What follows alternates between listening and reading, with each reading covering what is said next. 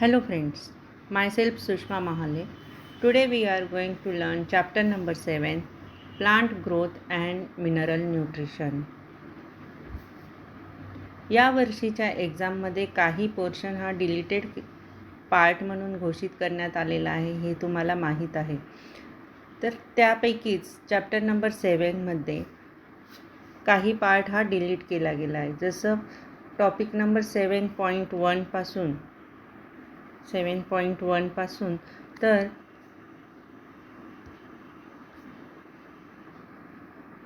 Topic 7.2 7.3 7.4 7.5 7.6 7.7 या प्रकारचे 7.8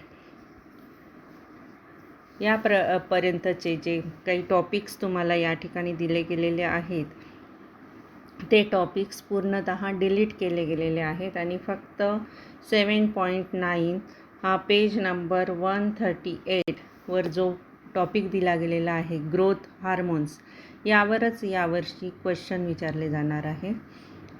बाकी त्या पुढचे टॉपिकही डिलीटेड पार्ट आहेत. म्हणून ग्रोथ हार्मोन्समध्ये जे काही ग्रोथ हार्मोन्स दिले गेलेले आहेत जसं ऑक्झिन्स, जिबेर्लिन्स, सायटोकायनिन, इथिलीन, त्यानंतर ॲब्सिसिक ॲसिड इथपर्यंतचा पार्ट फक्त अभ्यासायला आहे. बाकी त्यानंतरचा 7.10 फोटो पिरियॉडिझमसुद्धा डिलीटेड पार्ट म्हणून डिक्लेअर केलेला आहे.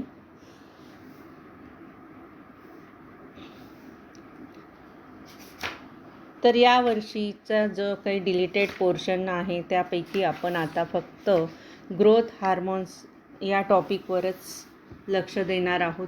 या टॉपिकवर जवळपास 3 ते 4 मार्कासाठी क्वेश्चन विचारले जाणार आहे आणि ते क्वेश्चन्स जास्त करून ग्रोथ हार्मोन्समधले ऑक्झिन हा जो हार्मोन आहे याच्यावर जास्त प्रमाणात क्वेश्चन विचारले जातात.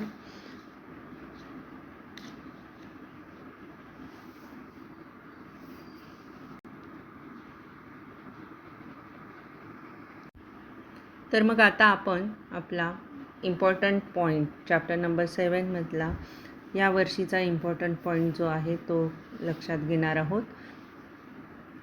तो आहे 7.9 ग्रोथ हार्मोन्स. त्यासाठी तुमचं टेक्स्टबुक जवळ ठेवा. टेक्स्टबुकमध्ये पेज नंबर 138वर हा टॉपिक तुम्हाला स्टार्ट होताना दिसतोय. Page number 138 topic number 7.9 growth hormones. Growth हार्मोन्सच्या वर्डवरून आपल्या लक्षात येतं की ग्रोथ होण्यासाठी जे काही फॅक्टर्स लागत असतात त्या फॅक्टर्सलाच हार्मोन्स असं म्हटलं जात असेल. तर मग ते हार्मोन्स आपण 10वीमध्ये मेन्स्ट्रुएशन सायकल जी आहे त्याच्यावर सुद्धा स्टडी केला होता. म्हणजे 10thमध्ये तुम्ही ह्युमन बिईंगमध्ये ग्रोथ होण्यासाठी काही पर्टिक्युलर फॅक्टर्सची गरज असते आणि त्याला ग्रोथ हार्मोन्स म्हणतात हे शिकलेले आहात. त्याचप्रमाणे प्लांटमध्ये सुद्धा ग्रोथ होण्यासाठी काही हार्मोन्सची गरज असते आणि त्यालाच प्लांट ग्रोथ हार्मोन्स असं म्हटलं जात असतं. The term hormone was coined first by Starling. Starling नावाचे जे सायंटिस्ट होते त्यांनी 1906मध्ये ॲनिमल फिजिओलॉजीचा स्टडी करताना आपल्याला ही हार्मोन हा टर्म कॉइन करून दिला, मीन्स सांगितलेला आहे. सगळ्यात आधी हार्मोन हा टर्म जर कोणी दिली असेल तर ती स्टार्लिंग या सायंटिस्टने आपल्याला दिलेली आहे. सायंटिस्टचे नावांखाली अंडरलाईन यासाठी केलं जातं की ज्यावेळी तुम्हाला क्वेश्चन विचारला जातो की हार्मोन कोणी डिस्कवर केलं आहे किंवा ही टर्म कोणी फर्स्ट कॉइन केलेली आहे त्यावेळी तुम्हाला ते नाव सायंटिस्टचे नाव आठवणं गरजेचं असतं. म्हणून प्रत्येक वेळी तुम्हाला सांगितलं जातं की सायंटिस्ट आणि सायंटिस्टचं फंक्शन हे तुम्ही एक चार्ट बनवा आणि त्याच्यामध्ये तुम्हाला सायंटिस्टचे नाव आलं, कोणत्या वर्षी सायंटिस्टने कुठलं शोध लावलेला आहे आणि कुठल्या गोष्टीचं फंक्शन त्यांनी शोधून काढलेलं आहे हे लक्षात घ्या. त्याचप्रमाणे ग्रोथ हार्मोन हे स्टार्लिंग या सायंटिस्टने ॲनिमल फिजिओलॉजीचा स्टडी करत असताना आपल्याला फर्स्ट सांगितलेलं आहे की हार्मोन असतात. The internal factors that influence growth are called growth hormones. Growth हार्मोनची डेफिनेशन पण त्यांनी आपल्याला दिलेली आहे. जे इंटरनल फॅक्टर्स असतात, the internal factors that influence growth, जे ग्रोथवर इन्फ्लुएन्स करतात, प्रभाव पाडत असतात, त्यांना are called growth hormones or growth regulators. जे ग्रोथ रेग्युलेटसुद्धा करत असतात, त्यांना ग्रोथ हार्मोन किंवा ग्रोथ रेग्युलेटर्स असं म्हटलं जातं अशा फॅक्टर्सला. तर ही डेफिनेशनही आपल्याला लक्षात घ्यायची. The internal factors that influence growth are called growth hormones or growth regulators, as they inhibit, promote or modify the growth. मग यातले काही जे ग्रोथ हार्मोन्स असतात ते इनहिबिट करणारे सुद्धा असतात. मीन्स काही निगेटिव्हली इन्फ्लुएन्स करत असतात, जे वाढ होण्यासाठी मदत न करता त्यामध्ये ती वाढ रोखून कशी ठेवायची याकरता ते प्रयत्न करत असतात. त्यांना इनिव्हिटर्स असं म्हटलं जातं. काही पॉझिटिव्हली प्रमोट करत असतात, त्यांना प्रोमोटर म्हटलं जातं. जे ग्रोथ होण्यासाठी वेगवेगळ्या प्रकारचे फंक्शन करत असतात, त्याप्रमाणे त्यांना इनिव्हिटर हार्मोन किंवा प्रोमोटर हार्मोन असं म्हटलं जात असतं. तर ह्या प्रोमोटर हार्मोन्स जे असतात त्यामध्ये mainly auxin, gibberellin and cytokinin हे 3 हार्मोन्स हे प्रोमोटर हार्मोन्स म्हणून लक्षात येतात.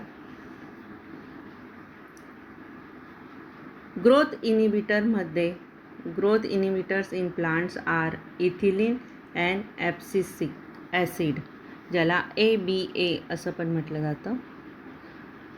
म्हणजेच काय, तर आपल्याला 5 प्रकारचे हार्मोन्स यामध्ये स्टडी करायचे आहेत. ते 5 प्रकारचे हार्मोन्स म्हणजे पहिलं आहे ऑक्झिन, दुसरं जिबेर्लिन आणि तिसरं सायटोकायनिन. हे तीनही हार्मोन्स प्रोमोटर या कॅटेगरीमध्ये येतात. आणि चौथ्या नंबरचा हार्मोन आहे इथिलीन अँड ॲब्सिसिक ॲसिड. अशा प्रकारचे हे 5 हार्मोन्स आपल्याला स्टडीसाठी दिलेले आहेत. आणि हे इथिलीन अँड ॲब्सिसिक ॲसिड जे आहे ते ग्रोथ इनिबिटरच्या कॅटेगरीमध्ये येत असतात. All phyto hormones are growth regulators. Phyto hormones means प्लांटमधले जे हार्मोन्स असतात त्यांना फायटो हार्मोन्स म्हटलं जातं. ते फायटो हार्मोन्स ग्रोथ रेग्युलेटर्स म्हणून ओळखले जात असतात.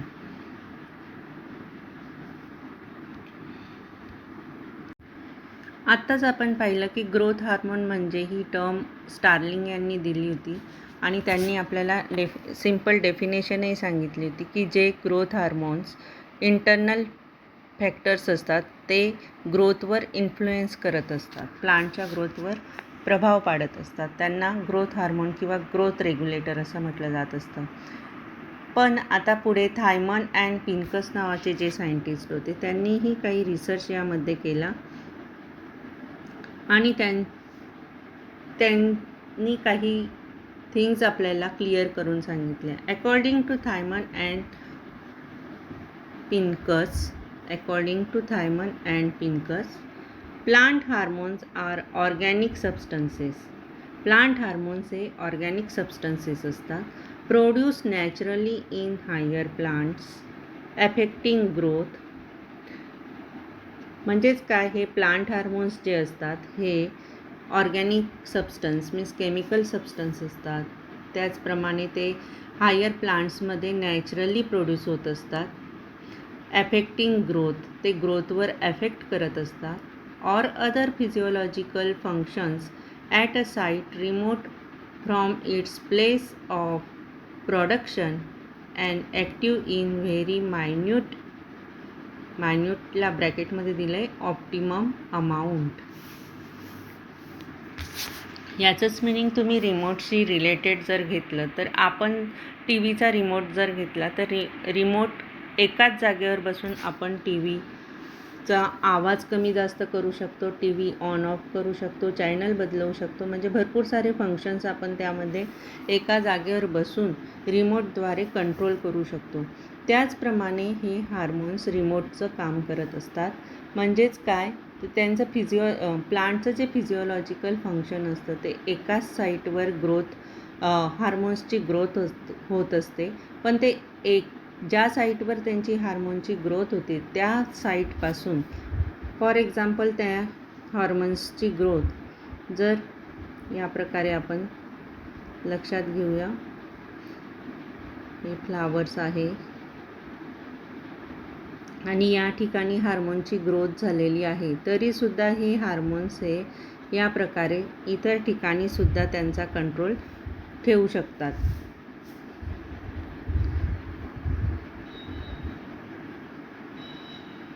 हार्मोन क्रिएट झाल्यानंतर ते खूप दूरपर्यंत त्यांचा प्रभाव इन्फ्लुएन्स करू शकतात. त्यांचा ग्रोथ फॅक्टर्स म्हणून ते ओळखले जात असतात. म्हणून त्यांचं फंक्शन हे दूरपर्यंत प्लांटमध्ये, म्हणजे टॉपपासून तर रूटपर्यंत ते त्यांचं फंक्शन करू शकत असतात. ॲज अ रिमोटप्रमाणे ते त्यांचं फंक्शन करत असतात, असं या सेंटेन्सचं मीनिंग आहे. बघा, परत एकदा आपण ते सेंटेन्स बघू. Other physiological functions at a site remote from its place of production and active in very minute amount. जिथं त्यांचं प्रोडक्शन होत असतं त्या प्लेसपासून ते रिमोटप्रमाणे त्यांचं फंक्शन करत असतात. Hormones are transported through phloem parenchyma. Fill in the blank. Not xylem. Hormones हे xylem and phloem are the transporter in plants, but in this matter hormones are transported through phloem parenchyma. हे Phillips नावाचे जे scientist होते त्यांनी 1971मध्ये आपल्याला prove करून सांगितलेलं आहे की हार्मोन्स हे फ्लोएमद्वारेच ट्रान्सपोर्ट केले जात असतात. त्यासाठी बरेचसे सायंटिस्टने या हार्मोन्स कशा प्रकारचे असतात किंवा हार्मोन्स नेमके काय असतात हे प्रूव्ह करण्यासाठी सगळ्यात आधी डार्विन या सायंटिस्टने याबद्दलचा शोध सुरू केला होता. त्यानंतर बॉयसेन अँड जेन्सेन, त्यानंतर पोल आणि लास्ट P.F. वेंट यांनी आपल्याला हे विशिष्ट असे हार्मोन्स काय फंक्शन करू शकतात याबद्दलची पूर्ण स्टडी आपल्याला त्यांनी दिलेली आहे. तर आधी आपण नो द सायंटिस्ट बघूया.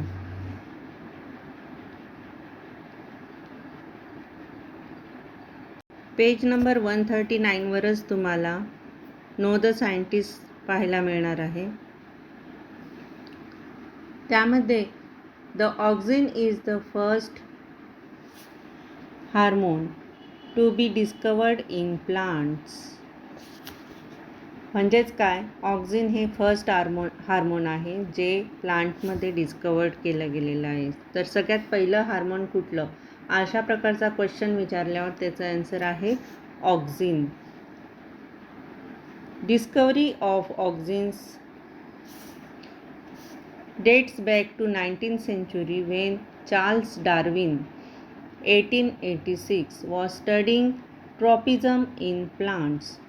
ज्यावेळी चार्ल्स डार्विन हे सायंटिस्ट ट्रॉपिझमचा स्टडी करत होते, प्लांटमधल्या ट्रॉपिझमचा स्टडी करत होते, त्यावेळी त्यांना लक्षात आलं he expose canary grass coleoptile to unilateral light. Unilateral light म्हणजे काय, एकाच दिशेकडून येणारा जो लाईट असतो त्याला युनिलॅटरल किंवा युनिडायरेक्शनल लाईट म्हटलं जात असतं.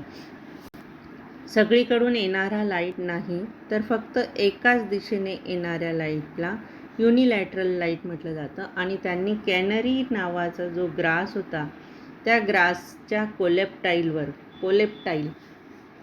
म्हणजेच काय, तर इमर्जिंग शूट जे असतं, जे शूट बाहेर येत असतं त्याला काही कवरिंग असतं, प्रोटेक्शनसाठी कवरिंग असतं. त्या इमर्जिंग शूट कवरिंगला कोलेप्टाईल असं म्हटलं जात असतं. ते प्लांटच्या ग्रोथ होण्याच्या अगदी टिपवर असतं. अशा प्रकारचं जे कॅनरी ग्रास होतं त्याच्यावर लॅटरल लाईट पडल्यानंतर काय होतं याबद्दलचा रिसर्च ते करत होते. He concluded that a growth stimulant is developed in the coleptile tip and transmitted downwards to the growth zone. This has caused bending of the tip towards light. Scientist Darwin यांनी सांगितलं आहे की ज्यावेळी प्लांटची growth होत असते, म्हणजेच canary ग्रासवर जे ते काही सांगत होते की त्यांचं कोलेप्टाईल जे काही टिपचा भाग असतो, वरचा इमर्जिंग शूटचं जे कवरिंग असतं, हा जो कोलेप्टाईल असतो त्या ठिकाणचा हा पोर्शन येणाऱ्या लाईटकडे बेंड होत असतो. म्हणजेच काय, या ठिकाणी या पार्टवर हार्मोन ग्रोथ होत असतो, या पार्टवर हार्मोन ग्रोथ होत असतो आणि लाईट मिळवण्यासाठी तो पार्ट ज्या युनिडायरेक्शनल लाईट येत असतो, ज्या साईडने युनिडायरेक्शनल लाईट येत असतो त्या बाजूला तो बेंड होतो, प्लांटचा भाग बेंड होत असतो. Top of coleoptile remove no bending. आणि मग जर हा टॉप ऑफ कोलेप्टाईल आहे हा जर रिमूव्ह केला, त्या ठिकाणावरून काढून टाकला, तर हा उरलेला जो पार्ट असतो प्लांटचा तो बेंड होत नाही. का, तर ऑक्सिन नावाचा जो हार्मोन असतो, जो लाईट गेन करण्यासाठी त्या प्लांटला विशिष्ट भागात बेंड करून करत असतो.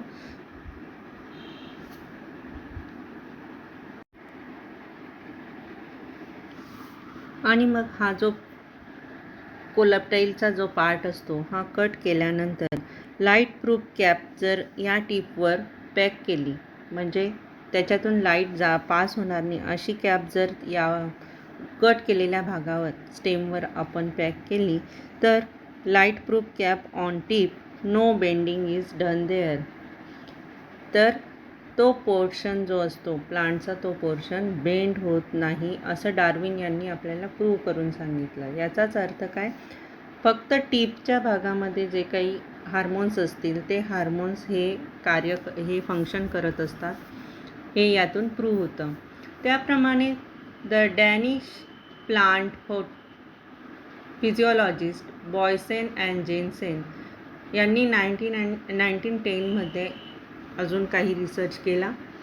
त्यांनी cut off the coleoptile and inserted thin plate of gelatin between the tip. त्यांनी काय केलं तर टीप जो होता, कोलेप्टाईल जो होता वरच्या भागातला, तो कट केला आणि त्यामध्ये जिलेटिन इन्सर्ट केलं. त्या टीपमध्ये जिलेटिन इन्सर्ट केलं आणि ते जिलेटिन इन्सर्ट केल्यानंतर त्यांनी ऑब्झर्व केलं. He observed that coleptile tip still bends towards unilateral light. त्यांनी पाहिलं की जिलेटिन जरी त्यामध्ये त्यांनी फिक्स केलं आहे, जिलेटिन प्लेट टीप आणि स्टंपच्या भागामध्ये त्यांनी पॅक केली, त्याच्यानंतर त्यांच्या लक्षात आलं की तरीही तो पार्ट बेंड होताना दिसतोय युनिलॅटरल लाईटकडे. या प्रकारे फिगरमध्ये बघा, ही जी फिगर आहे 2 नंबरची फिगर, यामध्ये the Danish plant physiologist Boysen and Jensen यांचा एक्सपेरिमेंट आपल्याला शो केलेला आहे. त्यामध्ये त्यांनी जिलेटिन वरचा टीप कट केल्यानंतर जिलेटिन फिक्स केलं आणि त्याच्यानंतर त्यांनी ऑब्झर्व केलं की तरीही ते जे काही प्लांट आहे ते कोलेप्टाईल टिप्स स्टील बेंड होत आहे टुवर्ड्स युनिलॅटरल लाईटकडे.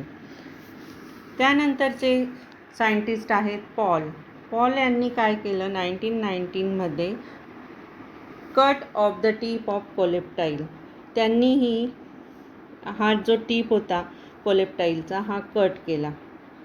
म्हणजे सगळेच सायंटिस्ट वरचा टीप जो होता, प्लांटचा टीप जो होता तो कट करून त्याच्यावर एक्सपेरिमेंट करत होते.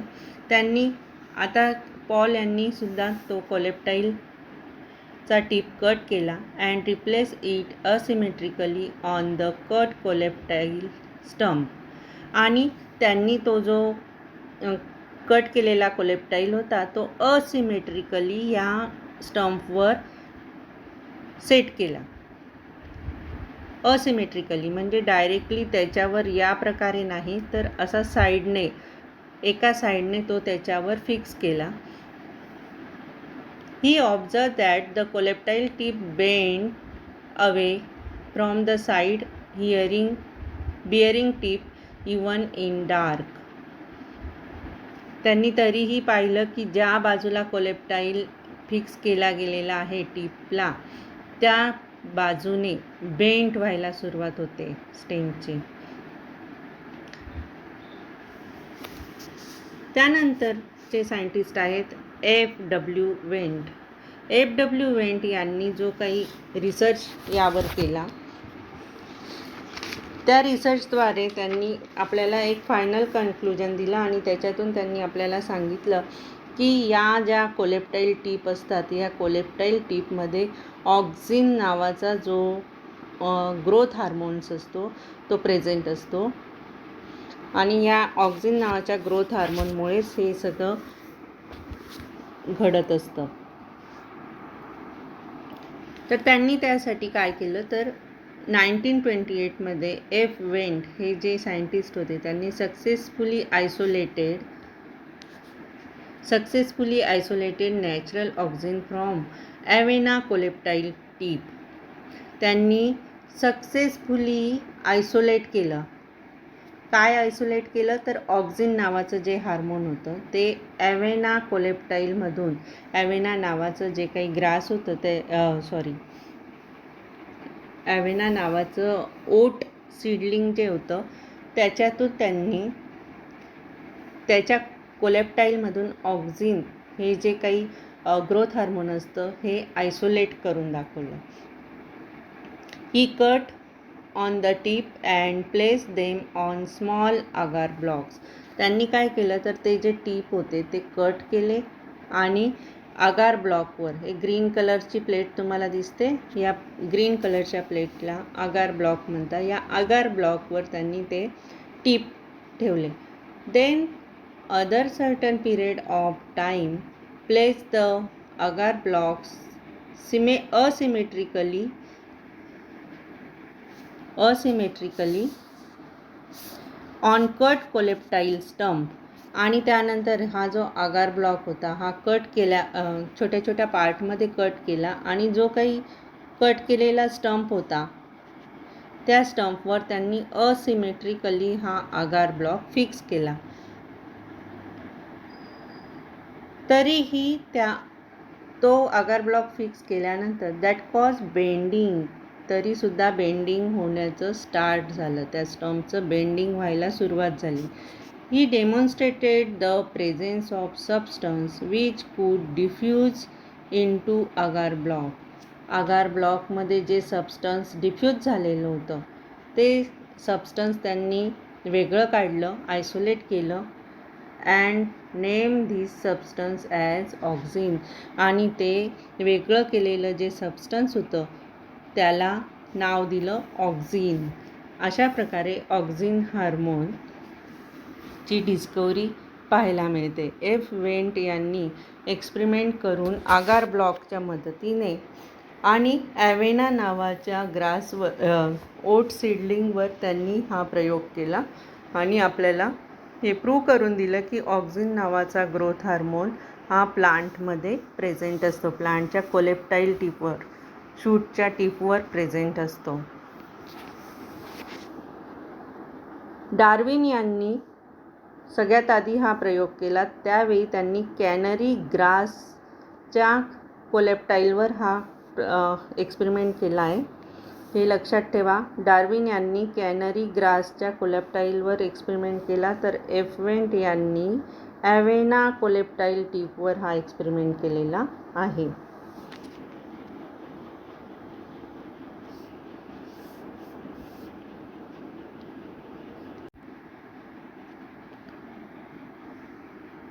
अशा प्रकारे ऑक्झिन हा जो ग्रोथ हार्मोन आहे हा डिस्कवर केला गेला आहे. त्याचप्रमाणे आता आपण ऑक्झिन म्हणजे नेमकं काय त्याची डिटेल आपण यामध्ये स्टडी करणार आहोत. एफवेंट नावाचे सायंटिस्ट याच्यावर क्वेश्चन येऊ शकतो की ऑक्झिन हा जो प्लांट हार्मोन ग्रोथ हार्मोन आहे हा कोणी सगळ्यात आधी ही टर्म आपल्याला दिली आहे किंवा कोणी शोधून काढला आहे. Who discovered the auxin first, otherwise who isolated the auxin hormone first. Then you will give the answer F.W. Went in 1931. He used this term first. Oxygen was isolated from urine of a person. त्यांनी auxin सगळ्यात आधी auxin isolate केले गेलं होतं ते म्हणजे एका पर्सनच्या युरिनमधून, ह्युमन बिंगच्या युरिनमधून ऑक्झिन आयसोलेट केलं गेलं होतं. Suffering from pellagra. आणि हे आयसोलेट कोणी केलं तर कोगल अँड एच स्मिथ. म्हणजे ॲनिमलमध्ये ऑक्झिन हार्मोन असतो याचं सगळ्यात आधी डिस्कवरी कोगल अँड एच स्मिथ यांनी 1931मध्ये दिली होती. त्यानंतर प्लांटमध्येही ऑक्झिन नावाचा हार्मोन प्रेझेंट असतो हे F.W. वेंट यांनी आपल्याला प्रूव्ह करून दिलं.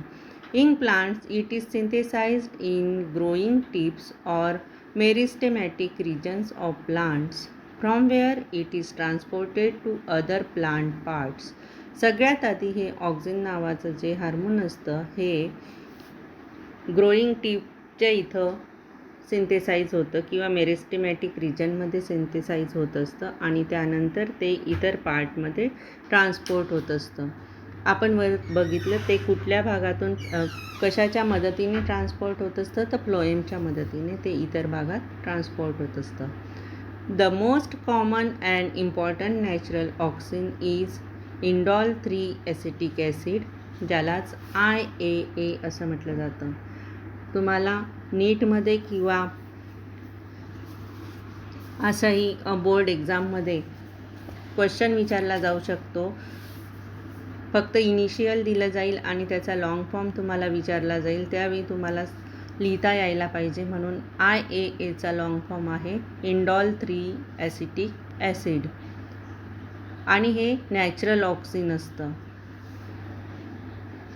Tryptophan is the primary precursor of indole acetic acid in plants.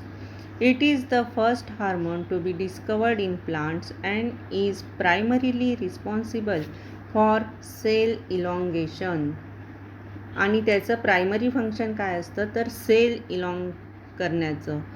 Sale elongation म्हणजे सेल किंवा प्लांटची लांबी कशी वाढेल याकडे हे फंक्शन करण्याचं काम ऑक्झिन करत असतं.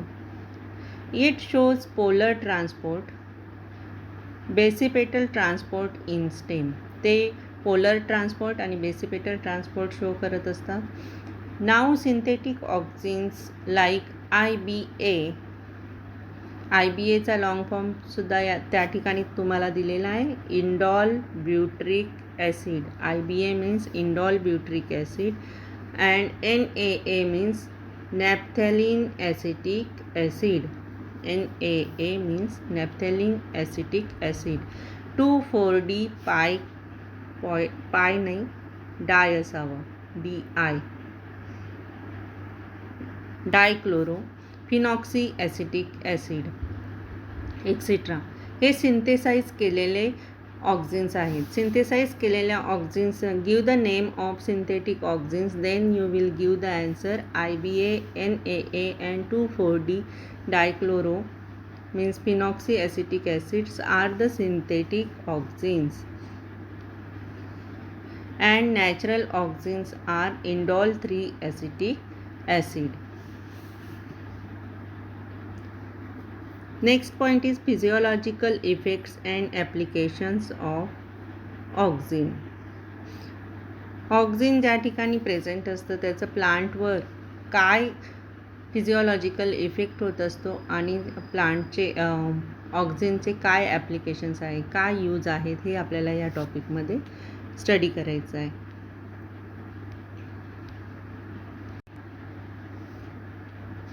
Physiological effects and applications of auxin.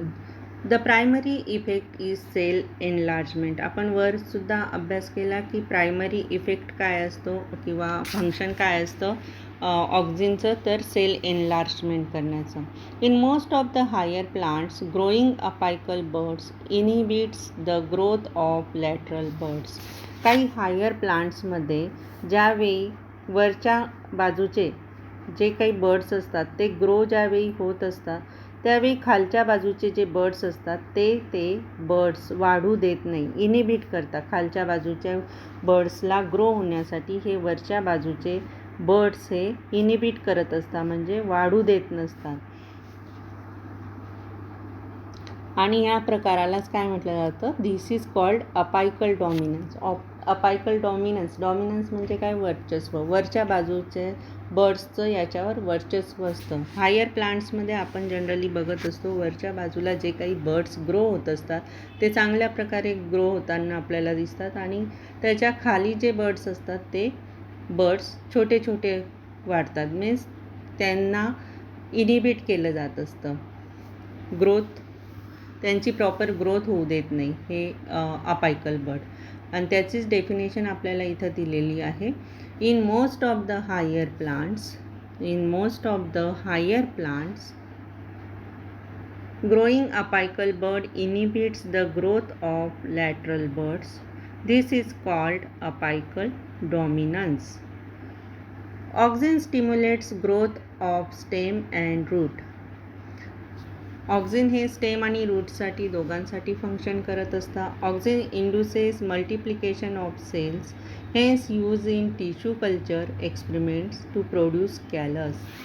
आणि ते सेल इलॉंगेशनचं काम करत असतात, फंक्शन करत असतात, म्हणून जनरली ते टिश्यू कल्चरच्या एक्सपेरिमेंटमध्ये जास्त प्रमाणात वापरलं जात असतं. कॅलस म्हणजे काय, न्यू टिश्यू फॉर्म ओव्हर ए वुंड. कॅलसचं मिनिंग काय आहे की नवीन टिश्यू एखाद्या जखमेवर ज्यावेळी नवीन स्किन किंवा नवीन पापुद्रा तयार होत असतो याचाच अर्थ काय, त्या ठिकाणी कॅलस प्रोड्यूस होत असतं. आणि हे कॅलस टिश्यू ज्यावेळी नवीन प्रकारचे टिश्यू तिथं तयार होतील त्याच वेळी ते प्रोड्यूस होतं. म्हणजेच काय, तर ते कॅलस प्रोड्यूस होण्यासाठी टिश्यू कल्चरिंग एक्सपेरिमेंटमध्ये ऑक्झिन्सचा उपयोग होत असतो. It stimulates formation of lateral and adventitious roots. ते काय करत असतं, तर जे काही लॅटरल आणि ॲडव्हेंटिशियस रूट्स असतात त्यांनासुद्धा इझिली ग्रोथ कशी होईल याकडे त्यांचं फंक्शन होत असतं. These are marketed as synthetic herbicides. Synthetic herbicides म्हणून ते प्रोड्यूस केले गेलेले आहेत, सिंथेसाइज केले गेलेले आहेत. ते म्हणजे 2,4-D या नावाने. 2,4-D म्हणजेच काय, 2,4-डायक्लोरोफिनॉक्सी ॲसिटिक ॲसिड. बघा वर तुम्हाला 2,4-D PI क्लोरो दिलेलं होतं, ते PIच्या ऐवजी इथं त्यांनी क्लिअर दिलेलं आहे. ते टायपिंग मिस्टेक झालेली आहे टेक्स्टबुकमध्ये, ती तुम्ही क्लिअर करा. तर 2,4-Dचं लॉंग फॉर्म इथं त्यांनी दिलेलं आहे two four dichlorophenoxy acetic acid. It kills dicot weeds without affecting monocot crop plants. हे डायकॉट डबल सीडलिंग ज्यामध्ये डायकॉटिल्डॉन ज्यामध्ये असतं असे जे वीड्स असतात, असे जे गवत असतात, ते गवत मोनोकॉट क्रॉपवर ॲफेक्ट न करता अशा प्रकारचे गवत किल करण्याचं काम हे 2,4-D या ऑक्झिन सिंथेटिक ऑक्झिनद्वारे हर्बिसाईडद्वारे केलं जात असतं. म्हणजेच काय, ज्या ठिकाणी आपल्याला ग्रास गार्डन तयार करायचं असतं, ग्रास गार्डन हे काय असतं, मोनोकॉट क्रॉप असतात आणि हे मोनोकॉट क्रॉपमध्ये इतर डायकॉट वीड्स वाढायला नको म्हणून ज्यावेळी 2,4-D त्यावर स्प्रिंकल केलं जातं, स्प्रे केला जातो, तर आपोआप मोनोकॉट क्रॉप्स हे सेव्ह केले जातात. त्या ठिकाणी त्यांचं ग्रोथ चांगल्या प्रकारे होते आणि डायकॉट वीड्स जे असतात ते आपोआपच किल होत असतात. The seedless fruits like orange, lemon, grapes, banana, etc. are produced by application of auxin. That is called induced parthenocarpy. म्हणजेच काय, ऑरेंज, लेमन, ग्रेप्स, बनाना यासारख्या सीडलेस फ्रूट्समध्ये सुद्धा ऑक्झिनचं ॲप्लिकेशन फंक्शन करत असतं. Auxin promote cell division in cambium and also cause early differentiation of xylem and phloem.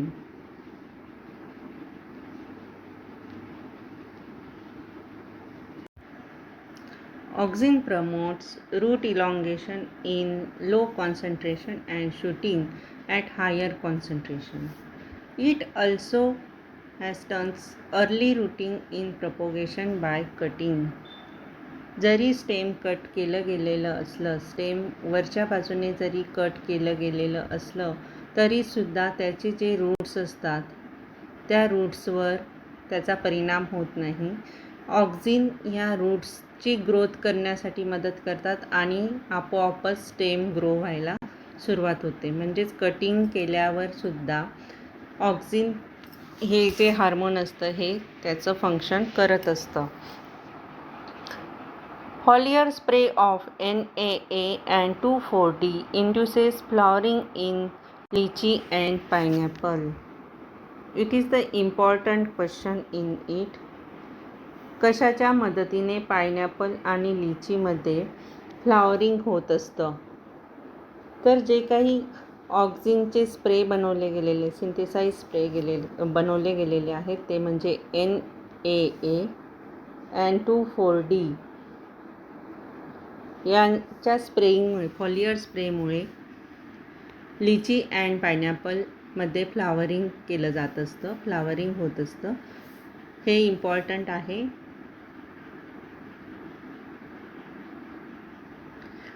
Foliar spray of NAA and 2,4-D induces flowering in lychee and pineapple. Likewise, it prevents premature fruit drop in apples, pear and oranges. त्याचप्रमाणे जे premature fruit आपोआप गळून पडत असतात काही वेळेस, ते गळायला नको म्हणून सुद्धा या प्रकारचे स्प्रे त्यावर, त्या ॲपल, पियर किंवा ऑरेंजेसवर स्प्रे केले जातात आणि त्यामुळे हे हार्मोन्स त्या ठिकाणी आपोआप ग्रो व्हायला लागतात. ह्या हार्मोन्सच्या मदतीने ते प्रीमॅच्युअर फ्रूट हे ड्रॉप न होता त्या ठिकाणी व्यवस्थित मॅच्युअर व्हायला लागतात. And also prevents formation of abscission layer. Auxins play a role in elongation of cell. सगळ्यात महत्त्वाचा रोल कुठला प्ले करतात ऑक्झिन्स? तर elongation of cell. It is known to increase rate of respiration. Auxins break dormancy in seed and promote quick germination. त्याचप्रमाणे auxin हे सीडची जी डॉर्मन्सी असते, सुप्त अवस्था जी असते, ज्या काळामध्ये सीड्स जर्मिनेट होऊ शकत नसतात, कुठलंही फंक्शन ते करत नसतात, ती डॉर्मन्सी ऑक्झिन ब्रेक करतात आणि प्रमोट क्विक जर्मिनेशन आणि ग्रो व्हायला, ते फास्ट ग्रो व्हायला मदत करत असतात, प्रमोट करत असतात. म्हणून ऑक्झिनला प्रोमोटर ग्रोथ हार्मोन असं म्हटलं गेलेलं आहे. तर सगळ्यात आधी ऑक्झिन हे फर्स्ट ग्रोथ हार्मोन म्हणून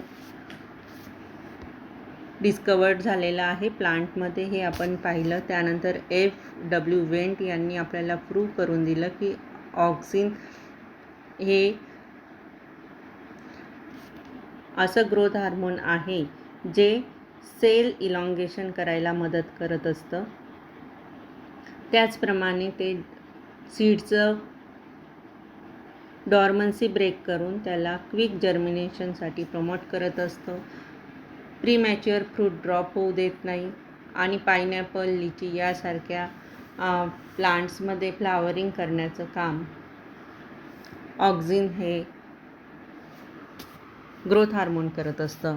ऑक्झिन म्हणजेच काय तर टू ग्रो. सगळ्यात आधी आपल्याला ऑक्झिनचं मीनिंग ब्रॅकेटमध्ये दिलेलं आहे. ऑक्झिन म्हणजे टू ग्रो, ग्रोथ व्हायला मदत करणारं ग्रोथ हार्मोन जे असतं ते असतं ऑक्झिन.